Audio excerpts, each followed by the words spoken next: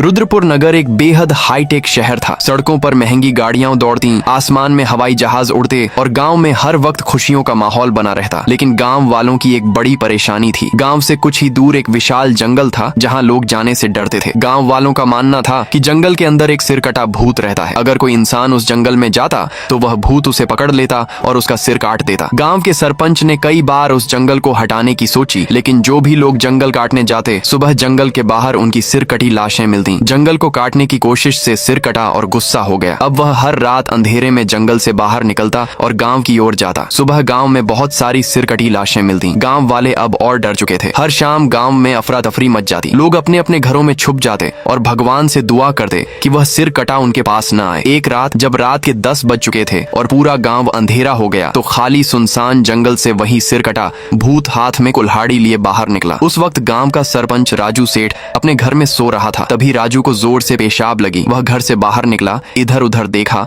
और एक पेड़ के पास खड़े होकर हल्का होने लगा। तभी राजू को लगा कि उसके पीछे कोई खड़ा है। वह पीछे घूमा तो वहाँ वही सिर कटा खड़ा था। राजू उसे देखते ही कांप गया। सिर कटे ने कहा, पेड़ की इज्जत करना सीखो वरना मरोगे। फिर सिर कटे ने एक चोट के मारे उसका सिर काट दिया। सुबह गांव वालों को राजू की लाश उसके बिस्तर में मिली। लोग डर के मारे कांप रहे थे। उन्हें समझ नहीं आ रहा था कि क्या करें। लेकिन एक दिन दूसरे गांव का एक आदमी भागता हुआ आया और गांव वालों को एक बाबा के बारे में बताया। वह बाबा दूर के गांव के एक बड़े महल में रहते थे। बाबा राय जो भी इंसान उनके पास जाता उनकी मदद जरूर करते। गांव का एक आदमी उनके पास गया और सारी परेशानी बताई। बाबा ने कुछ सोचा, फिर उन्होंने जंगल के सामने हवन कुंड तैयार किया और पूजा शुरू की। बाबा राय के कुछ मंत्र पूरे होते ही जंगल अचानक जोर जोर से हिलने लगा। आसमान का रंग लाल हो गया और जंगल के अंदर से वही सिर कटा उड़ता हुआ आया। वह सबके बीच उतरा और बोला, मेरे जंगल से दूर रहो वरना मरोगे। बाबा राय ने उससे पूछा, तुम इस जंगल की रक्षा क्यों कर रहे हो? तब सिर कटे ने अपनी कहानी सुनाई। बहुत सालों पहले की बात है जब यह गांव बेहद सूखा बंजर हुआ करता था। गांव में हरी भरी का नामो निशान नहीं था। मैं इस जंगल में रहता था, लेकिन उस वक्त यह जंगल यहाँ नहीं था। गांव के लोग हर दिन भूख प्यास से मर रहे थे। यह सब मेरी आंखों के सामने हो रहा था। आखिर में मैं गांव के कुछ लोगों के साथ मिलकर गांव में पेड़ लगाने लगा। धीरे धीरे गांव फिर से हरा भरा हो गया। बच्चे गांव में खेलने लगे, लोग हंसी खुशी जीने लगे। लेकिन एक आदमी था जिसे यह सब अच्छा नहीं लग रहा था। कलुआ सेठ, जो गांव के उस जंगल को काट कर वहाँ पार्क बनाना चाहता था। लेकिन उसे पता था कि मेरे रहते जंगल को कोई नहीं काट सकता। इसलिए उसने एक प्लान बनाया। उस रात जब मैं अपने घर में सो रहा था तब कलुआ सेठ और उसके कुछ आदमी हाथ में कुल्हाड़ी लिए आए। उन्होंने मुझे सोता देख मेरा सिर काट दिया और चले गए। उस रात जब पूरा जंगल खाली था मेरी लाश अचानक जिंदा हो गई। अब मेरा एक ही प्लान था, कलुआ सेठ से बदला लेना और इस जंगल की रक्षा करना। बाबा राय ने उसकी कहानी सुनने के बाद कुछ सोचा और एक मंत्र फूंका जिससे कलुआ सेठ वहाँ प्रकट हो गया। कलुआ सेठ ने सबसे माफी मांगी, लेकिन सिर कटे ने उसे मारकर अपना बदला पूरा किया। उस दिन से गांव का कोई भी इंसान जंगल में आ जा सकता था। इसलिए पेड़ को हाथ भी लगाया तो वह सिर कटा उसे